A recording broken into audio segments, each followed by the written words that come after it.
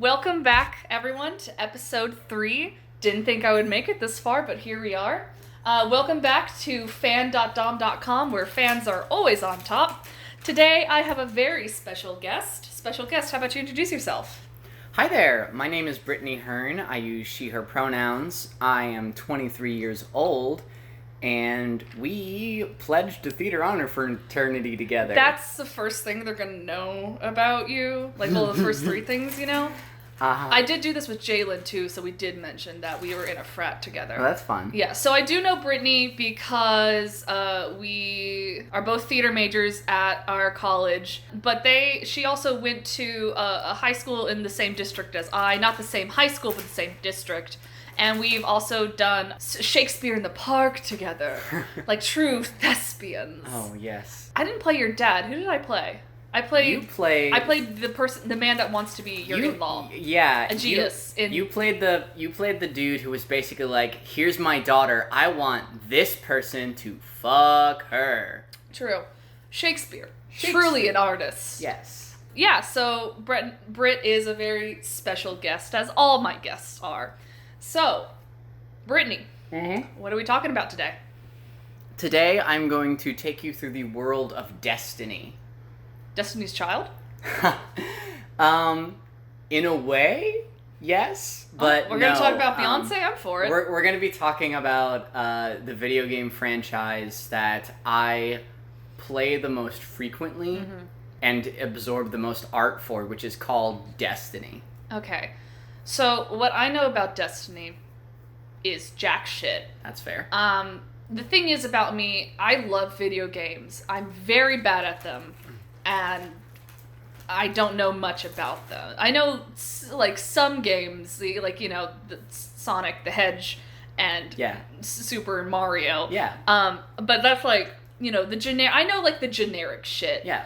Mr. Zelda and everything like that. Well, you know the company that makes Destiny's previous game because the company that makes it, their previous love child was Mr. Master Chief himself. Okay, so the Halo boys. There are like the 3 video games. I get confused a lot. Yes. Are Destiny, Mass Effect, and Halo. Okay. Sometimes I think they are the same game.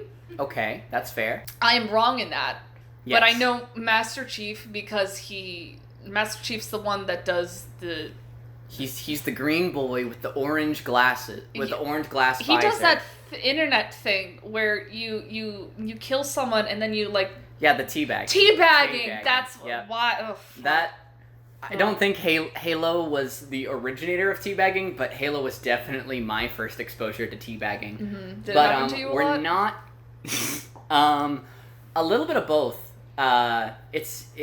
It was the internet, and I was a gamer in high school, so, you know. Your worst sin. My worst sin. No, I wouldn't say that. You got a few, but... I have a few. Being a gamer can never be expunged, forgiven, absolved. Choose a word. But, I don't know anything about Destiny. I have... Is that the one where the logo kind of looks like a fidget spinner? Yeah, it does. It looks like it's a tricorn with like a little pill in the middle. Mm-hmm. Fidget spinner. Like a fidget spinner, yeah. Mm-hmm. Basically, back in 2013, the company that made Halo, their agreement with Microsoft, the Xbox people, expired, and they were able to move on to other projects and stuff like that. So they then partnered with company Activision, and they funded their new idea for a game. Their, I guess, a lease expired. I don't know the technical business term for it, but they began really pushing for their new game that they were bringing out, I think, the next year. I think it came out in 2013, which was Destiny. And Bungie, the company that makes it, has always been, like, super big into the sci-fi fantasy worlds kind of thing. And Halo was like their flagship, crazy, everyone knows Mr. Master Chief, everyone can at least recognize him, but they were kind of limited in the scope of that game because it was only available on one console. It was only available on Xboxes. You couldn't get it on PlayStation or whatever. And they had kind of run the course that they had wanted with the game, with that franchise. So what they wanted to do with Destiny was to create this idea that everyone gets to make their vision of a pseudo Master Chief. They get to create a sci-fi epic hero. So everyone gets to create like a not Mass Effect, a Halo OC. Yeah, kind of.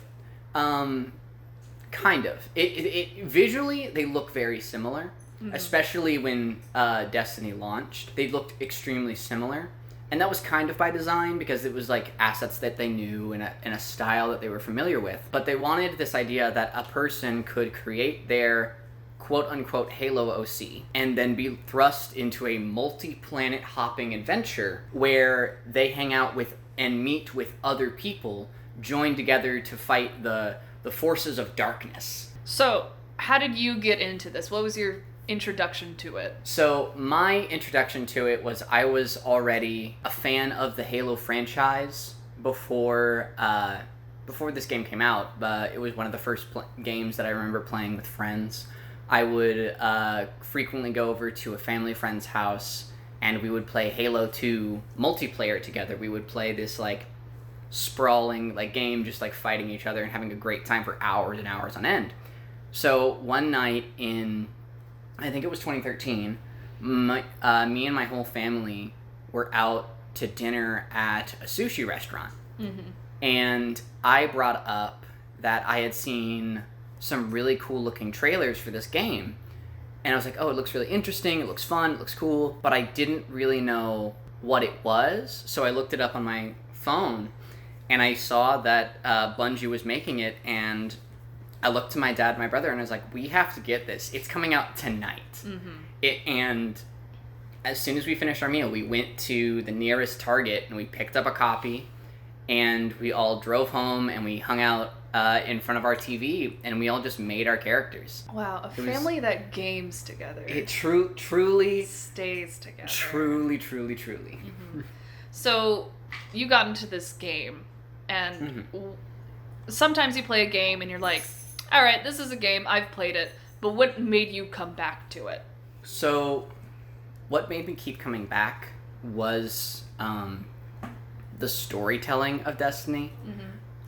If you hear a lot of other people talk about Destiny's story and its storytelling, there are a lot of criticisms, some of them valid, some of them not, but I really loved the world that Bungie was crafting with this. I always, after I finished playing, I was like, I can't wait to find out more about this or that, or I want to know why these robots are doing this thing, or I want to know how this death magic works, and all these crazy concepts that I would just get tidbits of.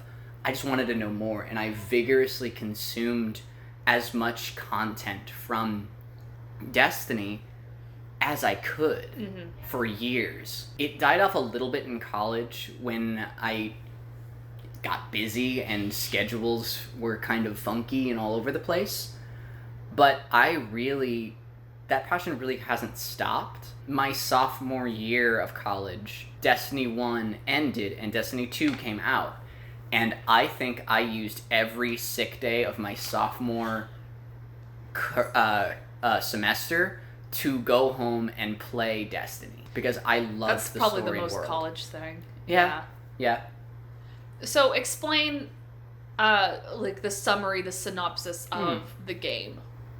Like, I know a lot of games, especially nowadays, a lot of games have, like, a story element where it's not just like, all right, go out, shoot the zombies. The broad end of the story is that in the not-so-distant future from Somewhere now, in time and space. Somewhere in time and space, but it is Earth. It is our concept of Earth. Mm-hmm. Not so long from where we are currently, astronauts discover what appears to be this gigantic white ball on the surface of Mars.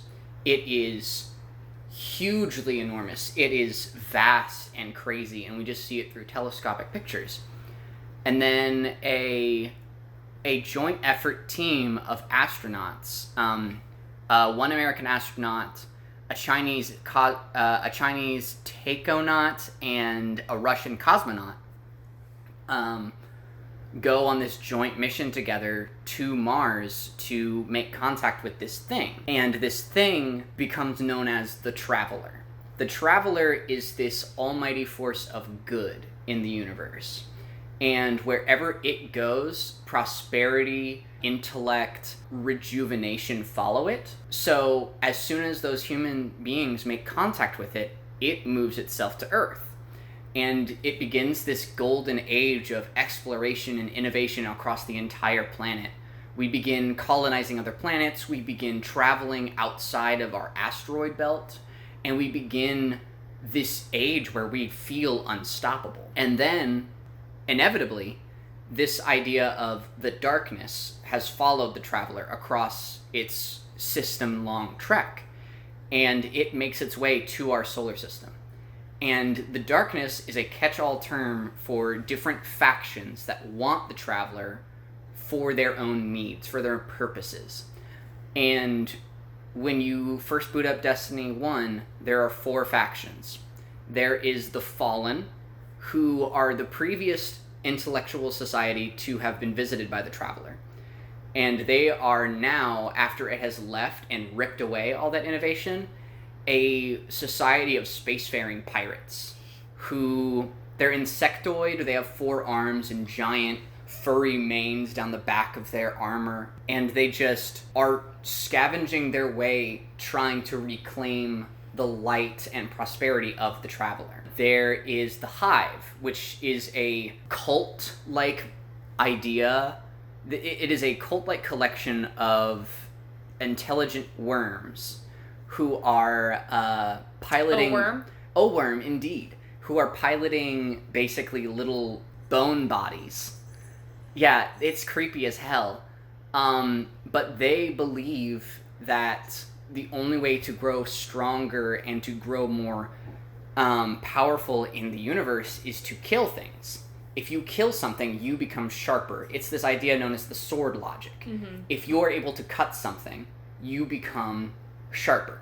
And if you're able to cut something bigger, you become even sharper. So it's kind of like a Highlander effect? It's kind of. It's also very much like a caste system, or it has very heavy religious allegories in that the lowest beings, being these thralls who are just barely skeleton bones, when they kill something, they pay some sort of death tax to the next highest creature above them.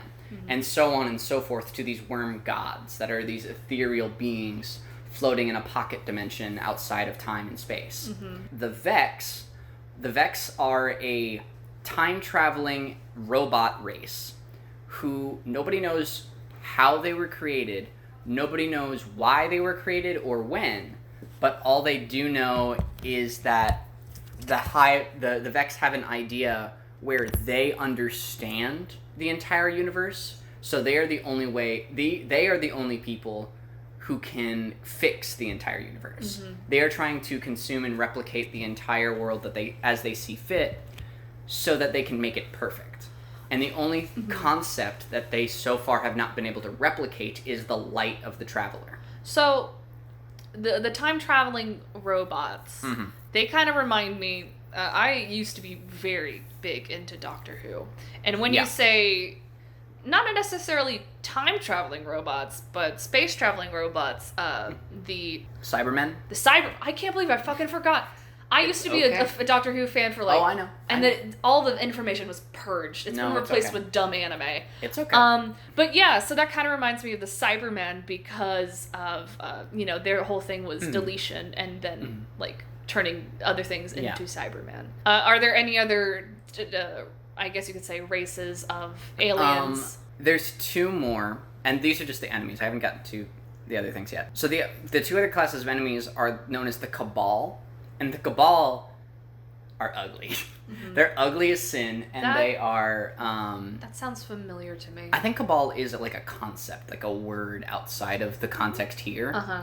But the Cabal are this... They're basically space rhinos who have to wear these heavy oxygenized suits in order to make run. Christ, that also reminds me of Doctor. Yeah. Sci-fi is not original. It's not. When you think about it. It's really not. They don't have the horns. Mm-hmm. So the rhino is mostly... The rhino allegory just comes from them being these giant hulking beasts with a vaguely mammalian nature. Mm-hmm. And they're basically organized like space Rome. They are a conquering force empire that is expanding out from its planet in every direction that it can. So is there a Rhino Julius Caesar? Kind of, yeah. Yeah. Yeah, his name's Emperor Callus. And he's a Very thought. on the nose. He's a thought. He wants to fuck your player so bad. What, like, fuck up or... No, fuck. Oh. Fuck. He wants to have sex with your player. Oh, so he's not... So bad. Oh, okay, so it is... He sees us slaughtering his, like, forces, and he's like, God, that's so hot. You should fight for me. Come be an assassin for me. That's so hot. Damn. You do that, and you're only, like, this tall. Wow. What else can you do? He's funny, but... So we have the Cabal, which are space rhinos. Horny space rhinos, oh, yeah. Well, Callus is horny. The only ones that actually have horns... This is actually rather progressive and nice. The only way to tell male and female Cabal from each other is females have, like, elephant tusks. Coming, like, big, sexy elephant tusks coming out of them. They're kind of like orcs. And the last race? The last race is known as the Taken. Okay. And the Taken they were introduced later into Destiny 1's life, where it's this concept that a hive god by the name of Oryx gained this idea where if he were to reach into a pocket dimension, grab the soul of someone else and pull it back out, what would happen? And that's basically what the Taken are, is him doing that en masse to anything he can touch. And basically what happens is when he pulls it out, that soul, that physical manifestation of a person ripped through a pocket dimension, becomes completely mindless and subservient to him. There are all these races, and usually when I think of, like, multiple races, species of people, and, you know, all coming together, jonesing for the same thing, I do think immediately of D&D. So is it sort of like that, where all these races come together and they have all their own special cons and pros? Yeah, in a way, yes. Now, these are all only the enemy races. When you make a player, you have choices of class and race as well. When you do this, when you make your character, you have 3 options for race and class. In terms of race, you can be just like a human. It is the humanity, it is the base all, but it is the most customizable. The boring option. The boring option, yes. Then there's the Awoken. And the Awoken are one of the coolest races in the entire concept of Destiny to me. And I'm constantly devouring every bit of content I can about them because they're so fascinating to me. But basically, so when all of the forces of darkness entered our solar system, an event happened called the Collapse, where every planet and colony in our solar system was instantly cut off from each other. We went way back in terms of technology, and we were constantly fighting and trying to scavenge together little camps of people together. And when that collapse happened, there was actually a colony ship flying out past the asteroid belt to parts unknown. And right as that collapse happens, the captain of that ship sends a voice into the darkness approaching and says, "Don't associate us with the Traveler. If your mission is to kill it, we won't stop you. Keep going, but spare our lives." And it did. The darkness just passed by this colony ship, and it ended up slipping into a completely separate pocket dimension. There's a lot of pocket dimensions in Destiny, or alternate realities, things like that. It's cargo space. This is the cargo short. These are the cargo shorts of world building right here. If you ever need an idea of where people are fighting right now, it's a pocket dimension. But this colony ship gets slipped into this pocket dimension. The people there are reborn and become eternal in this place called the Distributary. And in the Distributary, their skin grows shades of blue from, like, being deprived of oxygen but still being nourished by the Distributary. They gain this ethereal knowledge of the spaces between light and dark, and they gain this, like, literal control of magic.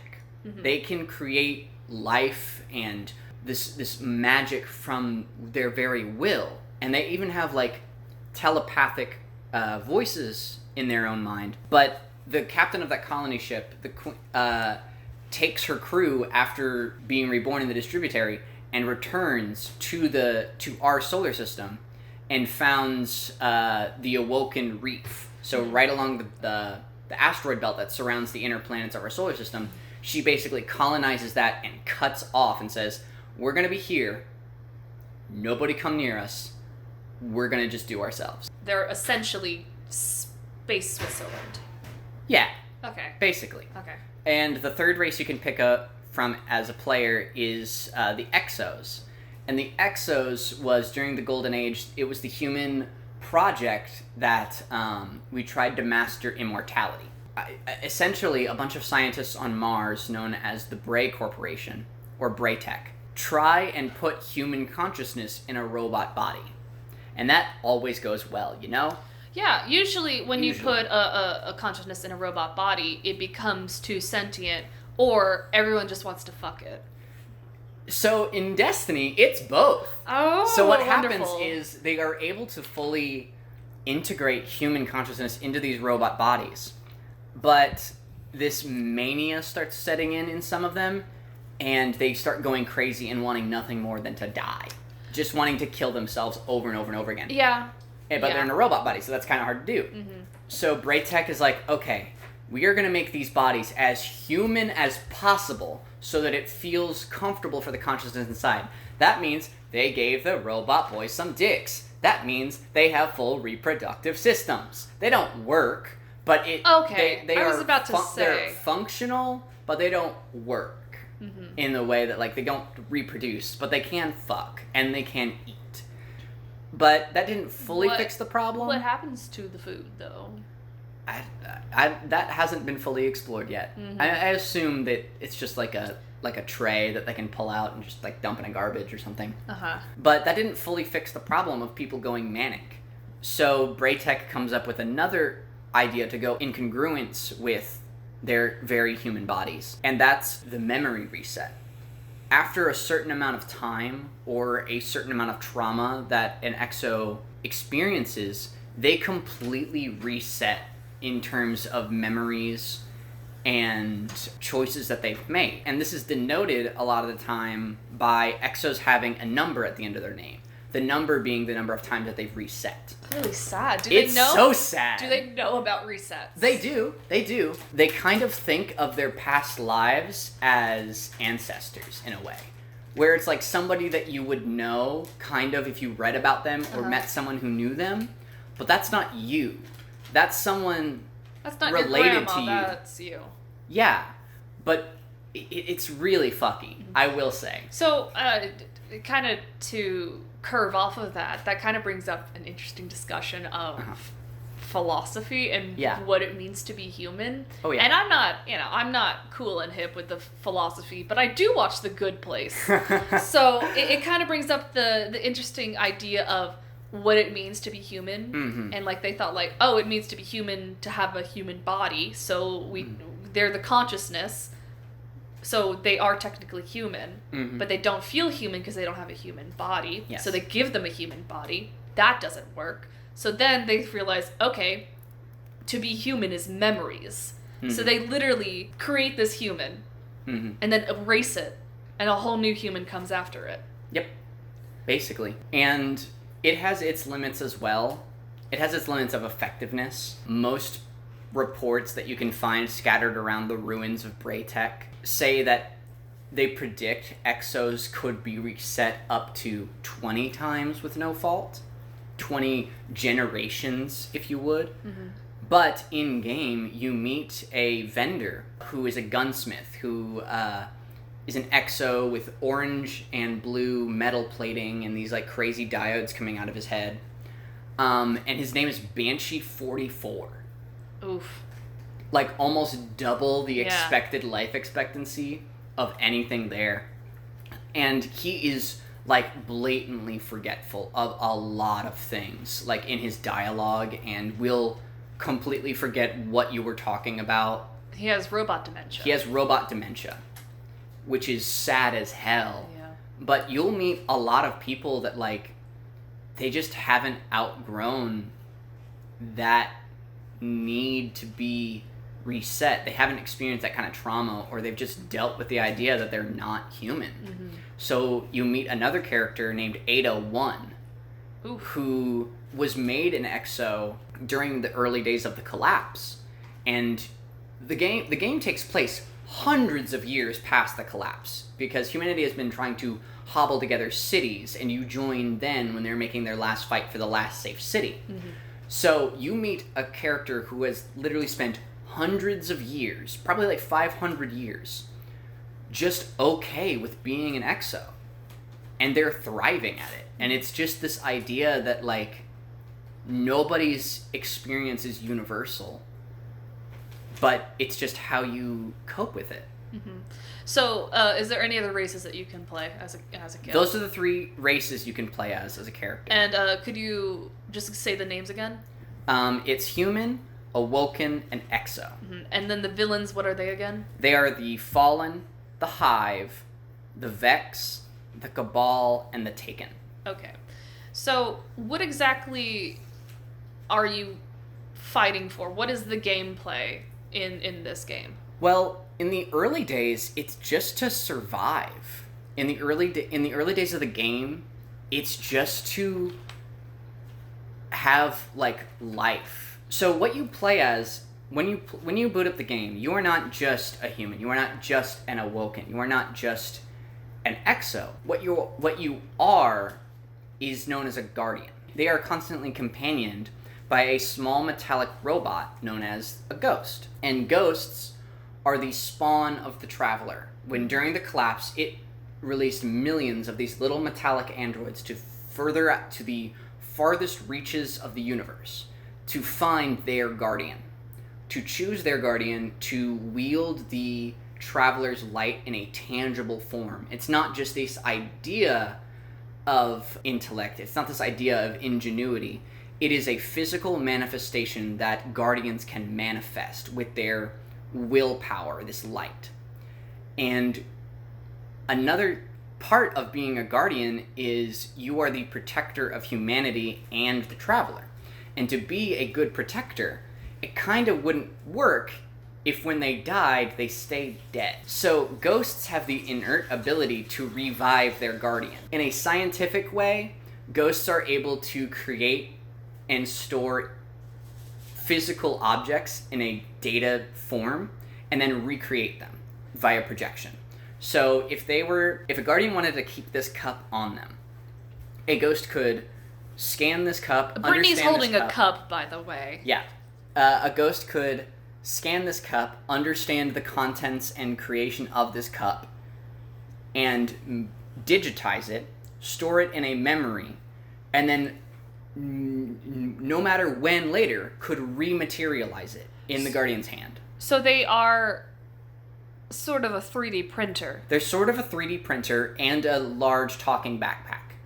It's a tiny talking backpack. They fit in the palm of your hand. There's a lot of fucking philosophy in this. There's a lot of fucking philosophy because, in this, yeah. like, that brings up the thing of, like, I remember in my Philosophy 101 class, we talked about, like, the table and how is this table real or are we just sensing it? So this little ghost robot is like, I'm taking the sense memories of this table. You want to get into some sense memories. The way a ghost revives a guardian is it recreates its last memory of their guardian. So that also brings back to that what is to be alive. Yeah, what is to be alive is memories. Yes. That is the idea that humanity is. That ghosts are founded on, because, like, Guardians, Guardians canonically are very stupid. Because they know they're immortal, they will do the stupidest shit that they can get into. So your Guardian can go running off a cliff into a pit of lava, and so long as your ghost has connection to the light, it is able to recreate you in the last moments it remembers seeing you, which was, like, right as you were jumping off the cliff. So you revive with having lost nothing, basically. So that's also funny because, like, when you think about, like, our understanding of, like, a ghost, it's also, I mean, ghosts are essentially memories, too. Yeah. Given form, in a way. Yeah. Yeah. So, but also something funny I do want to bring up. Like, Yeah. we're all talking about philosophy, but Yeah. move that to the fucking side. So what if your ghost saw you jumping off the cliff, but they only remember you as soon as you jumped off? So they just keep replaying that one memory of you jumping off, and you just get yourself in a death loop. well, that's not entirely off of what can happen. There's this group inside of Destiny known as the FandotDomdotcom. And FandotDomdotcom are basically this group of guardians who their entire purpose of research is to die, come back, and try and understand what they saw when they were dead. They're flatliners. They are flatliners in a very real sci-fi sense. They are thrill seekers trying to die in the craziest way possible and the most extravagant way possible, so that when they come back, they might have something that they can pull and learn from. Wow. Oh, Yeah. that is... I made a joke, and there's actually a thing in the universe. Yeah, that's the thing with Destiny a lot of the time is... I remember so many times over the years making a joke about, haha, that would be weird, or haha, that'd be dark, and then it happening. The whole universe is this expanse and this world that I just love so much. It is completely enrapturing to me, and every day that I learn something new feels like a good day. So it seems like you're very passionate about this game. Yeah. Which is exactly what I want. This is what I want for this podcast. Delicious. Besides, like, all of the philosophy of it, and so the gameplay, is it like you're basically just wandering around, doing whatever, talking to people, fetching things? Yes and no. In a very basic model, it is formulated after a first-person shooter. Your character is first-person most of the time. You shoot guns. You can hold up to 3 on you at a time that you can mix and match to your preferences and whatever. Most of the fetch quest-style things are either literal fetch quests where you have to go scavenge something from an ancient humanity's, like, ruins, or you're, like, going into the heart of an enemy territory to try and understand what the fuck they're doing. And the people who send you on these missions are the Vanguard. And the Vanguard is this basic triumvirate leadership structure that is the best humanity has. It's not perfect by any means, but it is this idea where the 3 of them can balance each other out enough that decisions can be made for the best of everyone. So, space cops? Kind of. Is it like space government? There is literal space cops. There are space cops in the sense of the Praxic Order, and they're bastards. They are spies and cops, like cops. I didn't say it. You Yeah. didn't hear me say that. Yeah, but basically there is one. They are a mixture of democratic leaders and political spokespeople and figureheads. Never good. They're never good. That idea is never good, but they do their best. So basically there is one Vanguard member for every class of Guardian. And of the Guardians that you can make, there is the Hunter, the Titan, and the Warlock. So these are the classes. These are the classes. And Hunters are your very stereotypical dexterous D&D classes. These are your rogues, these are your bards, these are your sorcerers in a way. These are the people who can talk their way into situations and talk their way out. I love characters like that. Yeah, each class has a distinguishing item of clothing that their class is very sentimental towards. And for Hunters, it's cloaks. Hunters collect capes and cloaks like it's nobody's business. Bitch, me too. They love them some flowing... They're not special. I do that too. They love them some flowing bits of cloth and their hoods that they can run like anime weebs. It is, and it's aesthetic. Like, I don't know if you've ever worn a cloak or a cape before, but you feel so fucking powerful. I know. When you walk and you get that nice, not a hard wind, but a nice medium wind, and you get some nice flow. I feel so fucking powerful. Now imagine feeling powerful wearing air compressed armor underneath that cloak that you've fought battle after battle to acquire, and it's a little bit tattered, but it's sentimental towards you, and you're carrying a sniper rifle as you like slowly trudge your way past rusted out cars in a Russian airport, desperately trying to see if something is hunting you.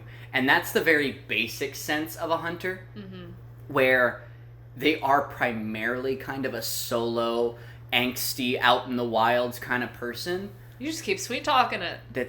I know. They're fantastic. They're lovely. They are their lithe, dexterous little spindlies. There are subclasses to each class in the sense that it is how that class manifests their light, how it manifests their gift from the traveler. And for hunters, they can manifest it as a gunslinger, where they literally take this burning, flaming energy from their soul and they craft a revolver out of it, and they can shoot down enemies with it. Out of thin air, out of magic. They have... That's a thing in, like, games and anime and a lot of media where it's like, you have all this power, all this magic, and you make a gun?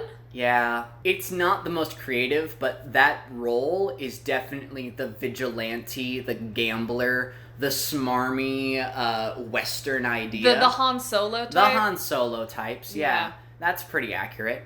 So that's the gunslinger. I'm going to talk about each of the subclasses within each class because that'll make them easier to understand. How many subclasses? There are 3 subclasses per class. Okay, so there's like 9. 9 in total. There's 9 total subclasses.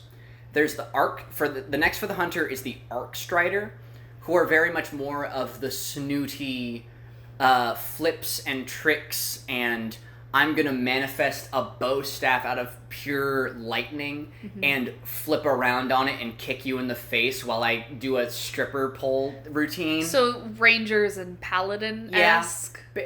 Very close to Ranger. Okay. Very Ranger. They are just they are crazy, like, opinionated, and they are very much more pack-oriented than any of the other subclasses for Hunter.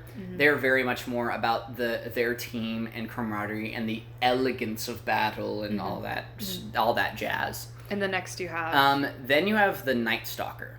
And Night Stalkers are... they're definitely more of the most secluded of the Hunter types. Where it just keeps getting edgier and edgier. Oh, it gets edgier, and it gets even edgier. We haven't even gotten there yet. The Night Stalker, they manifest their light in the form of a bow, a like drawn bow and arrow that fires a bolt of pure void energy that is completely negative and all entrapping. Where if enemies get close to it, it creates this net that catches them, and they're more easily picked off by the hunter from a distance. They are secluded. They are all about slipping into shadows. They're the assassin. Okay, so they're like you've already said, they're the assassin. They're the assassin, the rogue, the more killing aspect of a rogue. Yeah. While gunslingers are the more gambling and lawlessness of a rogue. Fun.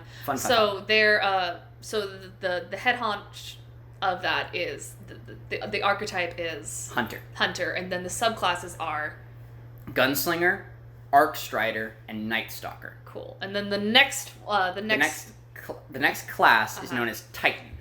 And these are your beefy boys and girls. So the fighters. These are your big buffs. These are your paladins, your fighters, your barbarians, your strength stat characters. They are the class that, around the last safe city in old Russia, created a giant concrete wall that they can watch from on high posts to make sure everyone is safe. They are the protectors. And the classes beneath those are the Sunbreakers. They are the most violent of the most aggressive, I would say. So Barbarian-esque. They are able to forge their light into a flaming hammer. And they fucking throw that shit. They light things ablaze. And their idea, their order is founded on the idea of let's take the fight to the enemy and stop waiting for them to come to hit us and just keep defending. They are out trying to light as many fires under the enemy camps as they can, just burning anything in their path. Mm-hmm. Then there's the strikers. Strikers kind of make their body into a weapon. It is their idea that if I am unkillable, I am the best weapon at my disposal. So they will charge their light into a crackling lightning in each of their fists and just keep punching their way until stuff stops moving. The most famous of the strikers was a guardian known as Wei Ning. And Wei Ning? Wei Ning. Okay. Weining. So like waxing and waning of a moon. Like waxing and waning, yeah. Okay. But Wei Ning was revived in the middle of what we presume to be the Sahara Desert, just completely barren for miles around. And she was ambushed not far after into by a group of thieves that tried to kill her and take what little supplies she had. And when she woke up, reports say that the cackling of her realization caused those bandits to flee in every direction, and she forged a path to the nearest city, glassing the sand as she walked, just completely paving every bit of sand with her pure electric energy. And it was... She is the concept of, I'm gonna punch it! So, could you say that she electric slided her way out of there? Oh yeah, she did. Oh yes, she did. Cha-cha real smooth. Cha-cha real smooth. And the final subclass of Titan is the Sentinels. And the Sentinels are the pure defender types. They are paladins, they are shield fighters. They literally craft their concept of void light into a shield. So they're more protectors. They're more protectors. They can either manifest that into a Captain America-esque shield that they can bounce off enemies and stuff. Wonderful. Or create a just straight up bubble of energy that is completely protective of those around them. You know what I'm gonna say? Yeah. That's some Steven Universe shit right there. It definitely is. Yeah. It is 100% some Steven Universe-ass shit. It is my favorite Titan class. It's the class that I played through all of Destiny 1. Mm-hmm. When we moved to Destiny 2, I changed to PC and I couldn't bring my character with me. So I made a hunter and I primarily play gunslinger because that's just fun for me. Mm-hmm. But back when I played my Titan, I felt so useful whenever I would mount up with friends and I would just give them a shield or protect them or create this buff that would help my allies out, and it felt like a true collaborative experience to me. That was what being a Titan meant to me. Mm-hmm. And then we have the Warlocks.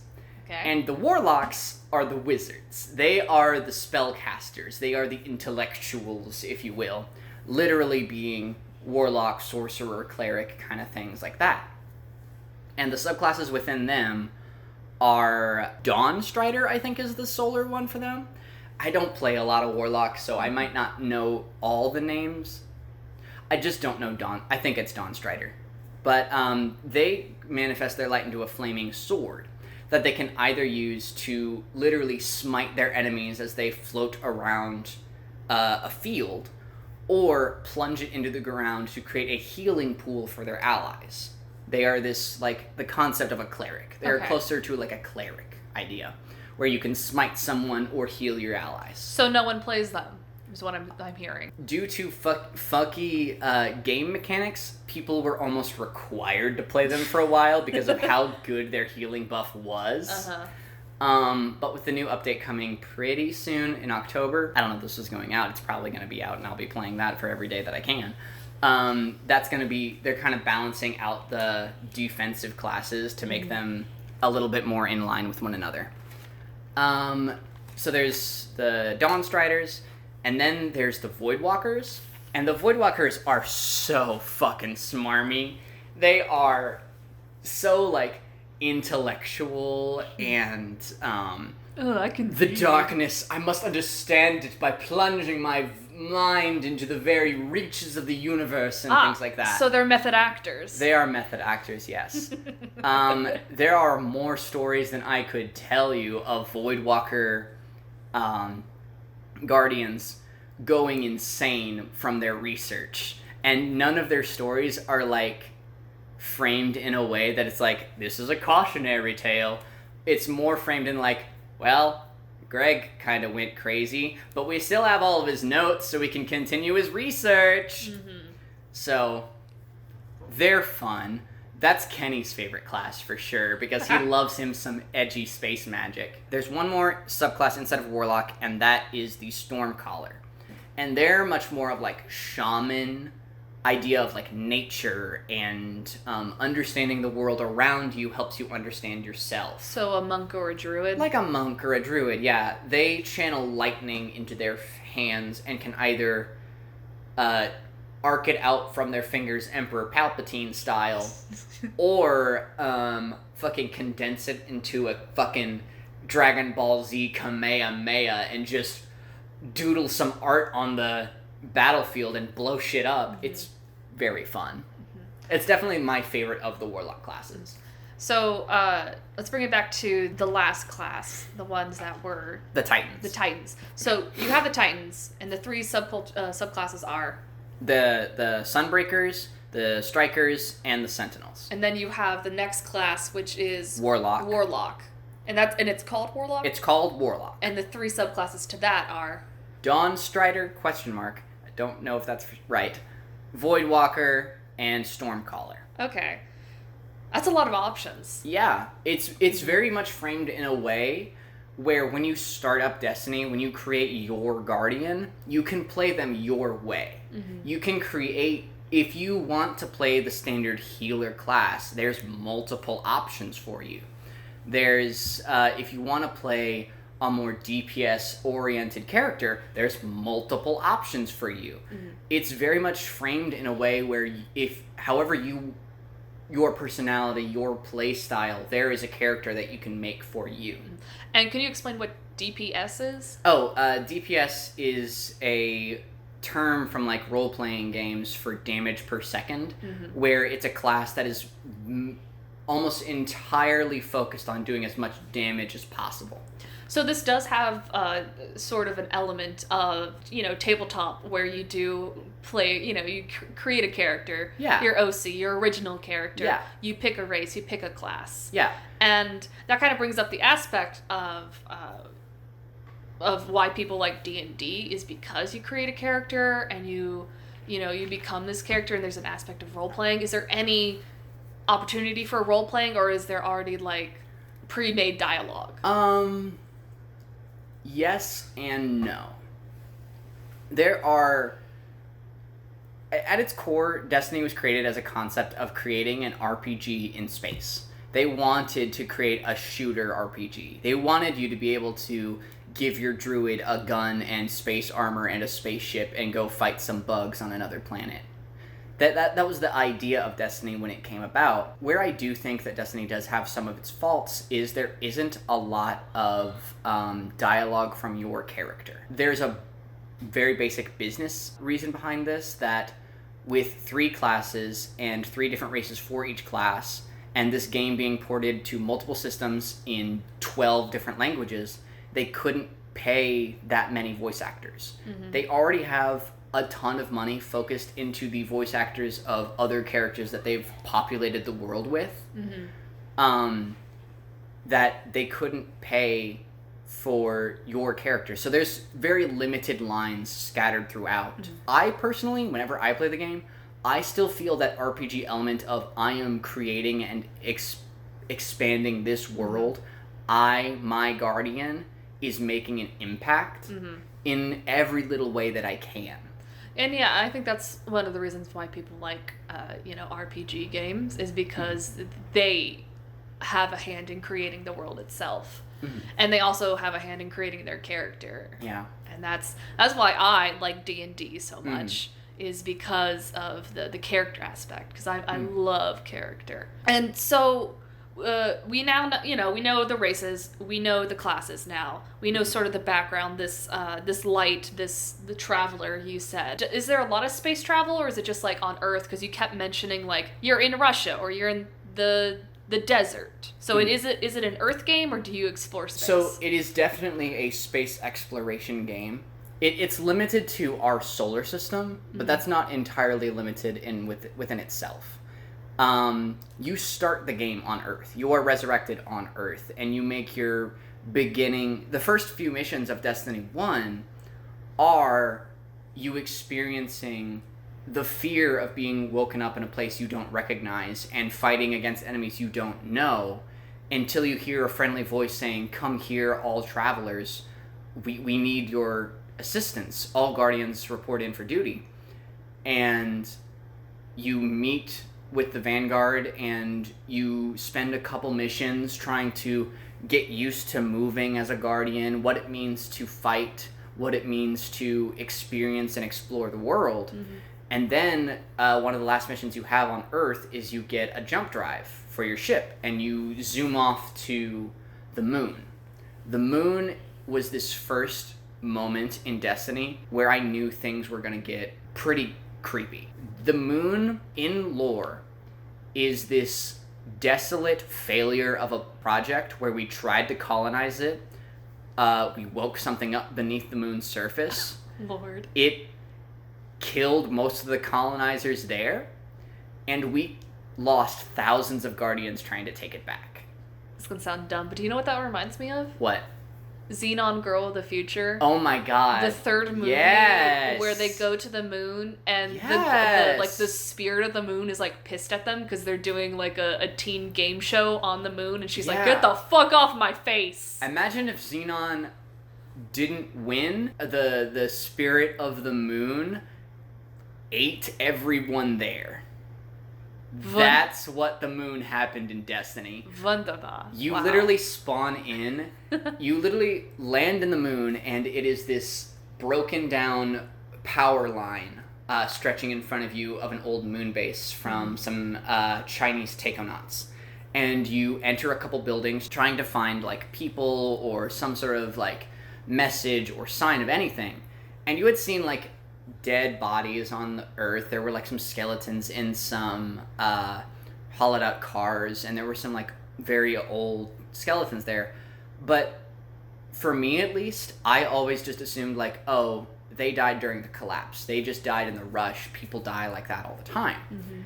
It wasn't until I went into that first room on the moon, and I saw this skeleton of an astronaut clutching at its collar with its glass punched in, where you can see shards of glass in its eye sockets and stuff, and you're like, this person was killed violently. So that's just like a taste of what. And that's just a taste of the horrors that you experience on the moon. And after you kind of unlock some of the horrors there, you travel then to Venus. And Venus is this crazy planet. It has been kind of like made hospitable in a way where like there are old ancient human cities there who tried to like colonize it and make it livable. And there's like the idea of like, we tried to make skyscrapers and we tried to make like a city here. And the tops of them have been completely shaved clean and replaced with Vex structures. And the Vex are just slowly... And the Vex are the robots. The robots. The time-traveling robots. The time-traveling robots. The time-traveling robots who want to make the universe perfect. On Venus, you go from these beautiful swamps and, like, low water lands with, like, geysers and stuff to these, like, decrepit cities that are, like, covered in moss and giant spires of technology that just kind of gives you this idea of the beauty of a natural planet versus what the Vex think is beautiful and perfect. And after you kind of like unlock some ideas of that, you move on to Mars. And Mars is just sand, and red sand as far as the eye can see, and is currently under the ever-watchful gaze of the Cabal Empire. And those are the rhinos. Those are the rhinos, yes. They are present, they are persistent, They are bastards. It is kind of funny in a way that you said that the Cabal are sort of like this Roman entity where they keep expanding. And they are literally sitting on top of, the planet that is named after the Roman god of war. Yep. There's a lot of heavy symbolism in Destiny. There's so much heavy symbolism. Mm-hmm. They are pulling from every like culture that they can, mm-hmm. trying to get this world the way that they want it. It is one of my favorite worlds to experience. It is just how much are they going to reference? What are they going to understand? And it's just beautiful. Yeah, it sounds like there's a lot of philosophy, there's a lot of world building, there's a lot of mythos Mm-hmm. and to it. Now my favorite part, one of my favorite parts of fandom itself, the good parts of fandom, I should say, Mm-hmm. is like headcanons and theories and, the type of fans that go into this piece of media and dissect it and say like, and they take a thing and like, hey, look at this relates to this, put those together, it's a parallel. Mm-hmm. Is there any of that you have seen in the game itself, or from people playing it online, or? Oh, for sure. There is this very heavy concept in Destiny that there are always three. There are three of everything. Mm-hmm. Every time you try and look at groupings, there are three factions. If there are leaders or gods of a group, there are three of them. Mm-hmm. There are even three classes and races of your guardian. Mm-hmm. There is this constant concept of three. Mm-hmm. Three being perfect. The 3 points on the fidget spinner that is Destiny's logo. And every time there isn't three, there's a reason. And there either is, we don't know the third yet, or they are imperfect and squabbling because there is more than three of them. A good example of this is in the second year of Destiny 1. After Destiny 1 had been out a year, they introduced us to our first hive god, Oryx, the guy who could take people. And we knew of Oryx, and from some of the lore that we got in finding out about him, we learned about his sister, Xivu Arath. Mm-hmm. And Xivu Arath is like a very, very ideal concept of a war goddess, a war priest, conquering kind of systems and killing anything she can beneath her axe. And hot as fuck, yeah. But we never really heard too much else until after Oryx was dead. And after Oryx died, we found out about his other sister, Savathun. And Savathun is basically Space Witch Loki, where she is... See, it's funny that you mentioned Loki, because when you said, like, secret sister, I immediately went to Thor Ragnarok, the movie, where, like, Hela just shows up like, hi, I'm your secret sister. Yeah, it's kind of like that, where Savathun is conniving, Savathun is mischievous and deceitful and that kind of thing. I told you earlier about the concept that everything in the Hive Society must pay some sort of death tax to or death tithe to the creature above them. Mm-hmm. And when you get up to the gods, the three big ones, Oryx, Xivu Arath, and Savathun, they pay tribute to the worm gods that gave them power. These old worms by the names of like Zol and things like that. And Savathun, they have to pay a lot of death to these worms. But Savathun basically came up with the concept of, if I can find a way, create a small enough secluded space where I can guarantee that at the end of a certain amount of time, everybody who died is revived, everybody comes back, and everybody is back exactly where they were, and they will die again, I basically create a death battery. So essentially, like, death creates life, life creates death, loop. She basically created this death battery as a way to pay infinite tithes to the worm above her, so that she wouldn't have to listen to it as often, and so you could continue her own plans. So when we found out that, like, it had moved from 2 to learning about the third, we realized that that's the concept of threes is so amazingly important in Destiny. The third is always the most important to the story in a way. There will always be 3 in a matter of sense. There is something sinister about the number 3. Yeah. Like, when you think about it, what does 3 sides make? A triangle. A triangle. Illuminati. And that also kind of reminds me, I remember a big thing in Percy Jackson was the number 3 too, and you also see that in I think you also see it in, like, Greek mythology too as well. And as you mentioned, like, they take a lot of information from Greco-Roman culture. Yeah. So that applying that too is also very meta as well. Oh, for sure. Yeah. Or 3 shore. 3 sure. I might cut that out.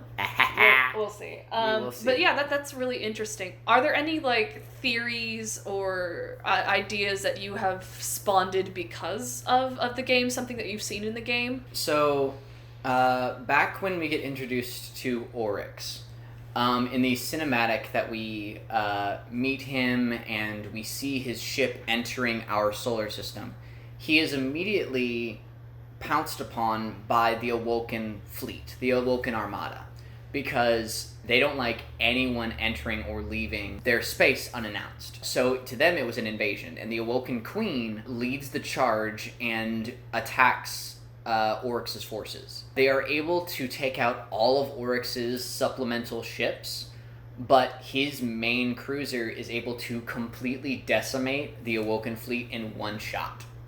And it is heavily shown that, like, the Queen died in that fight. And that was really hard for me to, like, see only a year into the game, because the Awoken Queen is, 1, hot, and 2, one of the most interesting middle road, morally gray characters that I've seen in any media. Because she does what's best for her people. That's not inherently a good or bad thing. And she doesn't always tell you what she's doing. But you know, whatever choice it is, it's for the best of her people. And it's so interesting to see her do that. So it was so upsetting to me to see her die. And when you're exploring that ship in that expansion, in trying to hunt down Oryx and kill him, you're hunting around on his ship and you're finding all these crazy gothic nooks and crannies and vast sprawling depths and cliffs and stuff. And if you stood on one specific spot and kind of just listened for a while, the faintest whisper could be heard that sounded like, "I am Mara Sov." And I just heard that and I was like, no fucking way. No fucking way. Mara ain't dead. Mara can't die. Mara's too bad a bitch to die right now. And what do you know? Last year, 3 years after Mara was canonically killed in the game, she turns out alive and well, having slipped into her own pocket dimension at the last moment. And I'm like, hey, I was right. So, bringing it back to pocket dimensions. Yes. What it sounds like is a pocket dimension is kind of used as a Deus Ex Machina of types. And to explain what a Deus Ex Machina is it comes from, the Greek of gift of the gods. Sort of like something bad happens, the god sees that something bad is happening, and they're like, oh, hey, let me help you out of this situation, sort of thing. Yeah. So is that what, like, the pocket dimensions kind of are? Kind of. I may be using pocket dimensions as a catch-all for multiple realms in which different races operate their systems, because a Hive, quote-unquote, pocket dimension is very different from a Vex, quote-unquote, pocket dimension. Because in a Hive sense, basically, their pocket dimension is a manifestation of their killing power. Their pocket dimension is known as an ascendant realm. And to become ascendant in hive speak is to kill enough and sharpen your blade in the idea of a sword logic sense enough that you are formidable enough a foe to earn one. And Mara Sov, Queen of the Awoken, studied hive magic enough and killed or ordered the death of enough people to earn her own ascendant realm. And that she just chilled in. Chilled in for a while. She did technically get trapped in it. And that's why she didn't come back out for a while. Do I want to get into the wish-granting dragons yet? Jesus Christ! I don't think we even have time. I don't think so either. We'll get to that late. We'll get to that another time or something.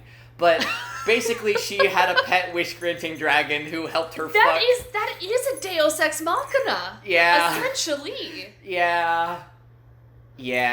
All right, so that's their pocket dimension. Vex pocket dimension is more or less just a simulation of a pocket in time that they can run infinite simulations in. So I guess my next question is, because we've been focusing mostly on like story, character, and character aspects, but this is a video game, so we need to talk about gameplay. So what is the gameplay like? The gameplay is very much like it is the catch-all term is a looter shooter, where Explain. It is in a broadest sense it is a first-person shooter where you are first person shooting a gun. But the concept of a looter shooter is you do an activity, you do enough activities that you kill things, you complete objectives, you fight X or Y, or go on this mission that at the end you get a better gun, piece of armor, ship, or cosmetic piece. And that's kind of rinse and repeat until your character is at a level or aesthetic choice that you are comfortable with, until you can take on the higher difficulty gaming aspects, because there are like, pulling from RPGs, there are raids in this game. There are 6 people getting together, working collaboratively in very complex tasks to complete objectives to get to the end and fight a boss. Conceptually, in a game concept format, it is a first-person shooter that functions like a RPG similar to Final Fantasy or World of Warcraft. So, World of Warcraft, you brought that up.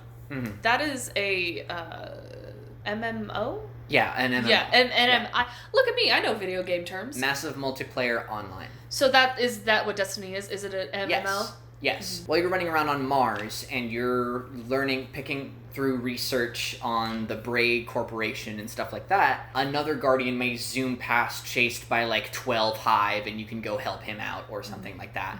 It is a populated world of Guardians running around doing their best. And you can group up with people and you can invite them to your team and you can hang out with them, or you can go it solo and just experience them going about their way. Okay, yeah, that's pretty interesting. Is there anything else you want to say about the game? Okay, one of the things that I think that Destiny does best with its storytelling, it is unabashedly a popular style game, what is called a AAA game, where it's like, game companies can market like, this is our game, this is a good game to play, this is a game that we'll put on the box art of our consoles, and we are proud to have this game on our consoles. In a way that like Sonic was for the Sega Saturn and things like that. Okay, so or like Mario for the Nintendo brand and things like that. It's very much a AAA game, but they are almost violently diverse in their storytelling and character building, in that every time they have revealed a character they've created sexuality, it has always been gay. Almost every time that they show off a character's sexuality, it is gay as fuck. Like, okay, Marasov, my favorite character. Yeah. So she is like unabashedly told, like you're told this through like lore bits that you collect, that her second in command, who is known as the Queen's Wrath, basically functions as her live-in girlfriend, and that they date and have a close emotional romantic relationship together. And it is beautiful in that way. Wei Ning has a very tragic lesbian lover by the name of Teiko, who they fall in love, they grow close together, they